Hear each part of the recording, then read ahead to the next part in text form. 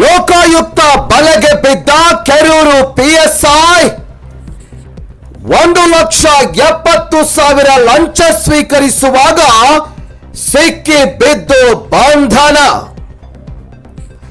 S, Bagalkot ಜಿಲ್ಲೆಯ ಬಾದಾಮಿ ತಾಲೂಕಿನ ಕೆರೂರು ಪಟ್ಟಣದ ಪೊಲೀಸ್ ಠಾಣೆಯ ಪಿಎಸ್ಐ ಭೀಮಪ್ಪ ರಬಕವಿ ಅವರು ಲಂಚ ಸ್ವೀಕರಿಸುವ ವೇಳೆ ಲೋಕಾಯುಕ್ತ ಬಲೆಗೆ ಬಿದ್ದ ಘಟನೆ ಬುಧವಾರ ಬೆಳಕಿಗೆ ಬಂದಿದೆ.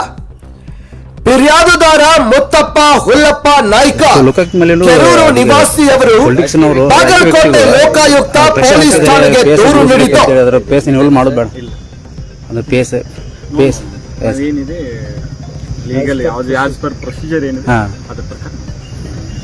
ಈ ಪೇಸದಲ್ಲಿ ಇದ್ರ ಬಗ್ಗೆ ಇದೆ ಸರ್. ಏನಿದೆ ಬಿಗಿನಿಂಗ್ ಪ್ರೊಸೀಜರ್ ಏನಿದೆ ಅದೇ ರೀತಿ ಮಾಡ್ತಿದ್ದೀವಿ. ಎಷ್ಟು ಹಣಕ್ಕಾಗಿ ಸರ್ ಎಷ್ಟು ಬೇಡಿಕೆ ಇಟ್ಟಿದೆ ಸರ್? ಎಷ್ಟು ತಗೋತಾ ಇದ್ದೀರಿ ಸರ್ ಇವಾಗ? 1,70,000. ಯಾವ ವಿಷಯಕ್ಕೆ ಸರ್?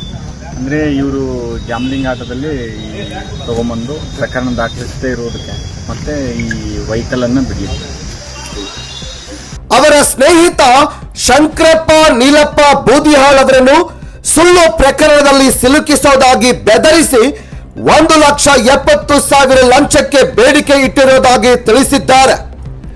ಏಪ್ರಿಲ್ 17ರಂದು ಶಂಕರಪ್ಪ ಅವರನ್ನ ಅವರ ಮೋಟಾರ್ ಸೈಕಲ್ KA 29 EC 0914 ಸಮೇತ ಕೆರೂರು ಪೊಲೀಸ್ ಠಾಣೆಗೆ ಕರೆದುಕೊಂಡು ಹೋಗಿ ಜೂಜಾಟ ಆಡಿದ್ದೀಯಾ ಎಂದು ಸುಳ್ಳು ಆರೋಪ ಮಾಡಿ ಪ್ರಕರಣ ದಾಖಲಿಸುವುದಾಗಿ ಹೆದರಿಸಿದ್ದರೆಂದು ಆರೋಪಿಸಲಾಗಿದೆ. ಬಳಿಕ ಏಪ್ರಿಲ್ 18ರಂದು ಅವರನ್ನು ಠಾಣೆಯಿಂದ ಬಿಡಿಸಿ ವಾಹನವನ್ನು ವಾಪಸ್ ಪಡೆಯಲು ಲಂಚದ ಹಣ ನೀಡುವಂತೆ ಒತ್ತಾಯಿಸಿದ್ದರೆಂದು ತಿಳಿದು ಬಂದಿದೆ. ಈ ಹಿನ್ನೆಲೆಯಲ್ಲಿ ಲೋಕಾಯುಕ್ತ ಪೊಲೀಸರು ಪ್ರಕರಣ ದಾಖಲಿಸಿಕೊಂಡು ಬಲೆ ಬೀಸಿದ್ದು ಬುಧವಾರ ಪಿಎಸ್ಐ ಭೀಮಪ್ಪ ರಬಕವಿ ಹಾಗೂ ಪೊಲೀಸ್ ಪೇದೆ ಸಂತೋಷ್ ಬಿರಾದಾರ್ ಅವರು 1,70,000 ಲಂಚ ಸ್ವೀಕರಿಸುವಾಗ ರೆಡ್ ಹ್ಯಾಂಡ್ ಆಗಿ ಸಿಕ್ಕಿಬಿದ್ದಿದ್ದಾರೆ.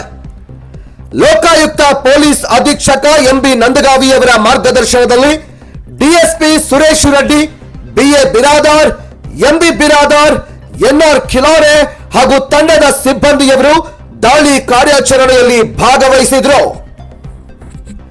ಈ ಪ್ರಕರಣದ ತನಿಖೆ ಮುಂದುವರೆದಿದೆ. ವರದಿ ಆಸ್ಮಾ ಕಮಲಾನವಾರ್.